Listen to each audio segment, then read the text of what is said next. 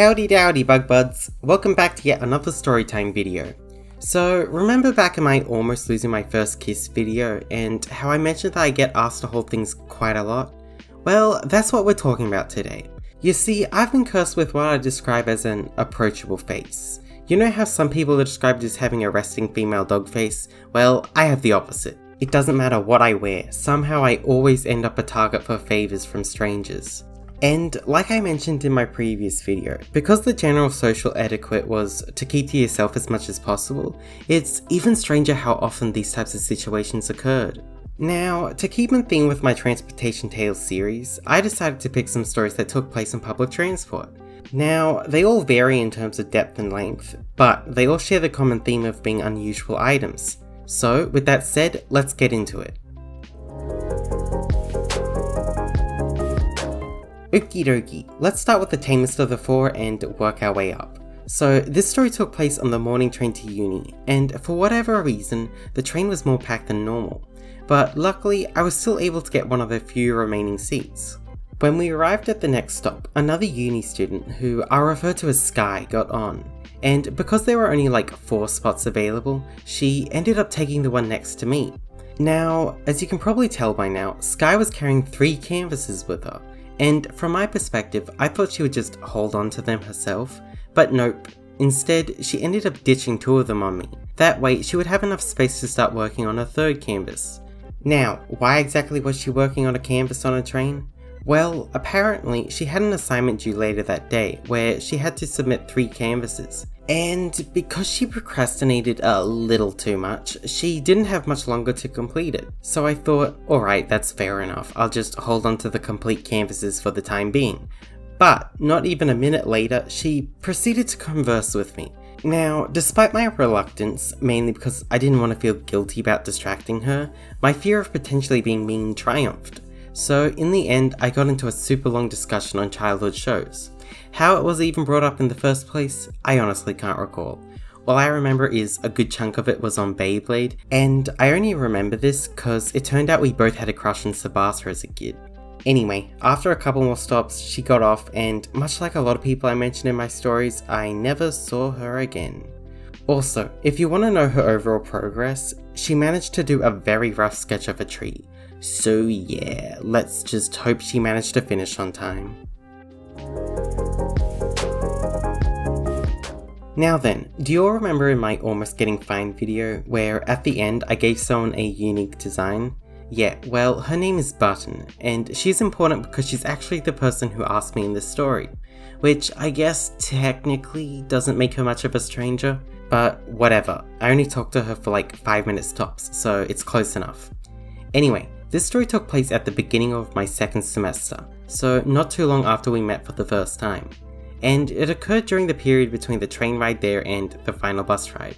As I got off the train and began walking to the bus stop, I bumped into Button, who was going in for, work. We caught up, and it turned out that she previously saw me playing Pokemon Go, and she wanted to know if I could add her. But as we were adding each other, a little girl approached us, and she asked if we wanted to buy some potted plants. Now, why exactly wasn't the little girl in school? I have no clue. She didn't really give us anything other than their prices. She didn't even know what plants she was selling. But to Button, it didn't really matter because she immediately lit up and took out her wallet. She ended up getting 4 of them for like $20, explaining that she got them for her office, that way it wouldn't look so dull and boring. Anyway, because she didn't want to drop any of them, she asked if I could carry 2 of them, and that was fine by me. They weren't exactly heavy and her office was on campus anyway, so it's not like it was even much of an inconvenience. So yeah, we got on, made it on campus, dropped the plants off, and parted ways, and that's how I ended up being asked to hold on to some potted plants. See, this is why I was hesitant about making this video, just cause a lot of them tend to end rather uneventfully. But at least the next 2 have a little bit more oomph. So without further ado, let's talk about the rug incident. Rightio, so this story took place on the way back from uni, and because it was peak hour, I couldn't get a seat and ended up having to stay near that pole thing instead. So time passes and we make it to the next stop, where someone got on with not 1, but 2 massive rolled up rugs. As soon as Ryan stepped in, he immediately began scanning the area, and once he was done, he decided to walk towards me. So, what did he want from me? Well, he wanted to know what stop I was getting off, and because of past experiences, I ended up lying, telling him a completely different stop altogether.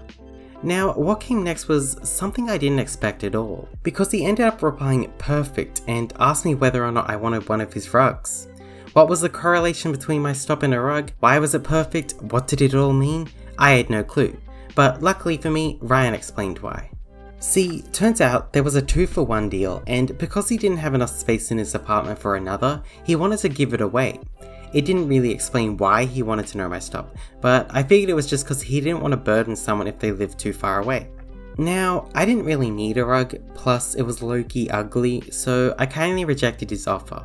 But then he was like, "Oh sure you do," and proceeded to push one on me. So I kinda just stood there perplexed because some random man just ditched a giant rug on me, despite telling him I wasn't interested. But if things couldn't get any stranger, he then warned me to make sure it doesn't touch the floor before moving to a corner, where he wouldn't stop staring at me. Dude probably needed eye drops from all that blinking he wasn't doing. Anyway, so we continued traveling, yada yada, nothing important, until finally we arrived at the fake stop I gave him. So what happened exactly? Well, Ryan walked up to me once again and shamelessly asked for the rug back. What? So this random dude came up with a scheme where he asked me for my stop just so he'd know when to conveniently change his mind and ask for his rug back? All so he could trick someone into temporarily holding onto one of his rugs? Like, where is the logic? Why didn't he just ask me? I would have said yes anyway. Was he that scared I'd reject him that he had to come up with some convoluted story just to get me to hold it? I don't know, because he didn't even say anything afterwards. Anyway, because I lied and said that it was my stop, I got out and just went into another carriage, and that was that. So make of that what you will. Oh my lord, this story makes me mad just thinking about it. It was so random and perplexing, I don't even get how it happened. So, much like last story, it was peak hour on the train home, and as you'd expect, it was quite packed. Now, amongst the other people who were standing, there was one elderly man that caught my attention. As for his name, well, I'm going to refer to him as Seamus, mainly because it sounds close to shameless, and I'm a bit of a petty Betty. So, the obvious thing that made Seamus stand out was the fact he was carrying an old box TV. And because it was kinda heavy and awkward to carry, he ended up placing it on the ground. But at the next stop, another wave of people got on, making it even more crowded. And because it was so crowded, one rando started yelling at Seamus for hogging so much space with his TV. So, in a panic, he visibly started looking around for someone to hold on to it. And can you guess who got the short end of the stick? Bingo dingo, that'd be me. Now, in all honesty, I didn't really mind, initially, but when he started showing his true colours, boy, did I truly regret accepting. And by that, I mean he was not nice, at all. Curiosity got the better of me, and even though it wasn't something I typically do, I ended up casually asking him what the TV was for. Now, you know how sometimes you'll have the thought of, what's the worst thing that could happen? What, he'll yell at you? Well, that was immediately validated because he told me to shut up and mind my own business. But I thought, you know what, maybe it was personal. Maybe I overstepped. I mean, it's not like he was obligated to tell a complete stranger something he didn't want to. So I apologized, and because I didn't want to get shut down again, I just kept to myself as much as possible. Once we made it to the next stop, some seated people got off, and gosh darn it, that man wanted a seat. He loudly exclaimed that he was an old man coming through, and straight up yelled at a tween boy, simply for being in front of him. Worst part is that there were at least 2 seats left, so he had no reason to be so mean. Not long after, I walked over and was like, you know, now that you have a seat, do you want your TV back? But then he dead set said no and told me to keep holding it. But what? But that wasn't all. See, I had no idea how long I was meant to be holding it for, so I made the mistake of asking him what stop he was getting off at. And once again, he shut me down, this telling me to buzz off. Yeah, can you see why I said this story makes me mad just thinking about it? So I went back to staying near the pole like before, and then it hit me. Why am I even holding this? why do I feel so compelled to do a favour for an ill-tempered stranger? So I decided, you know what, screw it. Right before the next stop, I marched right back down to tell Seamus that this was my stop, so I had to give his TV back. And for once, he didn't tell me to go away. I mean, it's not like he could. What's he gonna do, risk someone leaving with his TV? Anyway, because I didn't want to get in a fight with an elderly man, I just walked into the next carriage, so I didn't have to deal with him. And that was that. The end. Radio Bug Buds, those were probably the most memorable moments where strangers have asked me to hold on to their things. I was originally going to make the TV one a separate video, but I feel like connecting the stories thematically is pretty neat too. Now, I should also make the disclaimer that these aren't all the times I've been asked to hold things. These are just the ones that I can actually make stories for. Like, being asked to hold onto a bag or a laptop don't really feel unique enough. I mean, sure, it's odd that it happens so much, but compared to TVs and rugs, they just lack that spark. Other than that, I don't think there's much else to say.